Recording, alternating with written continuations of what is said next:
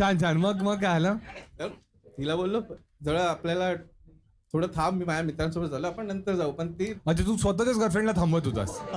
किती नीच आहेस रे. मला माहिती होतं तिकडे लफडी होणार होती. लफडी नाही तिकडे तू झोपणार. एक्स गर्लफ्रेंड येणार होती. हा छान छान.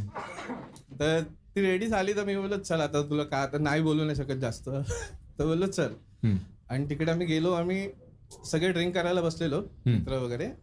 तर ती माझ्या बाजूला होती आणि मी जस्ट तिला म्हणजे एक्सला इग्नोर करत होतो खूपच. हा म्हणजे आता रॅन्डम आपण हाय हॅलो तरी करतो ना, तर असं काय आम्ही नाही करत. नाही असं का तुम्ही माझ्यावर का हसताय? मी नाही बोलत म्हणजे हा जेव्हा माझी आहे बरोबर तर मी इग्नोर करतो. तर माझी गर्लफ्रेंड बोलली तू असं इग्नोर का करतोस तिला? एक्सला. हा त्या दोघी ओळखायच्या एकमेकीला. हा दोघी ओळखायच्या. हा तर ती मला सांगत होती इग्नोर का करतं, थोडं नॉर्मली बोल तिच्याशी. मी बोललो अरे परत तुला राग येईल, परत आपल्यात भांडणं होतील, त्यापेक्षा नको ना उगाच काय. तुला रात्रीची काळजी होती.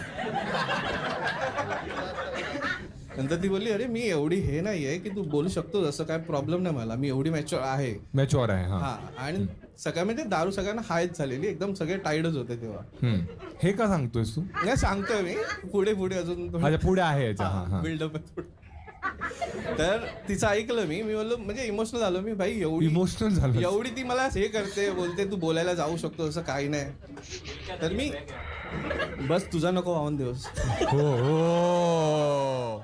मग ती म्हणजे इमोशनल झालो मी, भाई ती एवढी मला सपोर्ट करते की बोल तिच्याशी वगैरे जा. तर थोड्या वेळाने तिला माहितीये की पुढे लागणार आहे त्याची. कंटिन्यू. हा मग थोड्या वेळाने मी बोलायला गेलो तिच्याशी, हा हाय हॅलो करायला गेलो आणि बोलत होतो जस्ट. आणि नंतरला मी आलो परत रिटर्न चेअरवर बसलो, ड्रिंक वगैरे पित होतो.